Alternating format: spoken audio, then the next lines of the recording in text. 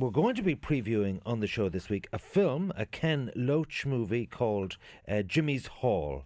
It is starring at the Cannes Film Festival, and it's about the deportation of Jimmy Gralton. So, Donal, who was Jimmy Gralton and what was Jimmy's Hall? Jimmy Gralton's place in Irish history is as the only Irishman who was ever deported from Ireland. That's something to put on your CV. A political radical of the 1930s. Born in Leitrim in 1886, Jimmy Gralton was the son of an old Fenian, Michael Gralton, a farmer, and one of 7 children. Now, like a lot of youngsters born at that time, Gralton, he leaves school at the age of 12 and he goes wandering into the adult world, working in Dublin as a bartender, joining the British Army but refusing to serve in India, working on the docks of Liverpool, eventually ending up in the United States. But what he's really remembered for, and his place in Irish history, is for returning to Ireland, not once but twice from America, and establishing a social hall in Leitrim. OK, what happened then? Well, Gralton, following some time in New York, where he does just about everything as a taxi driver, a bartender, making his way, he returns to Ireland the first time in the midst of the War of Independence. But he's very much been shaped by the radical political scene in America. And he's also very inspired by what he's missed, what happened in Ireland while he's been gone, in particular the 1916 Easter Rising. So this Irishman, who's been kind of influenced by the world, returns here during the War of Independence and begins training IRA men in Leitrim. And he constructs a social hall, which he names the Pierce Connolly Memorial Hall, after Pádraig Pearse and James Connolly, on the family farm site, using local volunteer labour with a very clear agenda. He says if you build a hall, you can use it for political meetings, for educational classes, for social events like a Céilí. The hall serves a very important function because the Black and Tans, one of their PR missions in Leitrim, they actually burnt down the local town hall. So Gralton, by building this alternative hall, contributes something hugely to the community. Now, naturally enough, it's totally condemned by the church. Gralton is seen as an outside influence, a dangerous influence.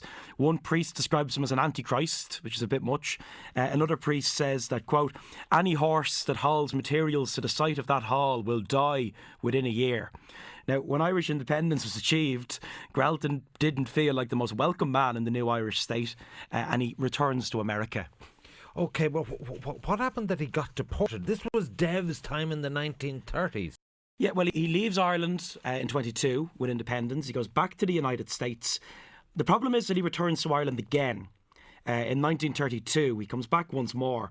His parents are in ill health, and Gralton returns to Ireland very much like a lot of people, feeling somewhat let down by how Irish independence has turned out a decade on. He actually joins Fianna Fáil. He has a lot of hope in Fianna Fáil, as many people on the left did in the early 1930s, but he's quickly expelled from Fianna Fáil on the basis of being just that little bit too radical. Now, Gralton reconstructs the Pierce Connolly Memorial Hall in Leitrim. This is a pretty miserable time to be Jimmy Gralton in Ireland. Anti-communism is just so rife. Even Fianna Fáil were victims of anti-communism. In the 1932 election, Cumann and Gale ran a poster and it said, the communists are voting Fianna Fáil, the gunmen are voting Fianna Fáil.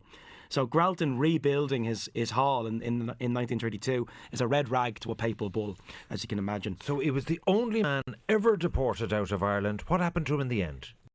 The crime, I suppose, Hall was frequently targeted. There were shots fired in during one dance. There was an arson attack on Christmas Eve 1932.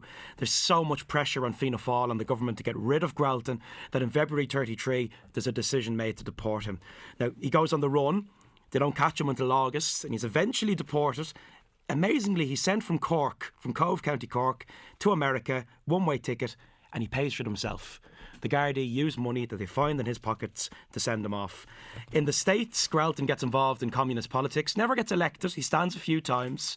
He marries a woman from Leitrim, funnily enough, in 1945. The world is a very, very small place, and he dies in a hospital, Bellevue Hospital in New York in 1945.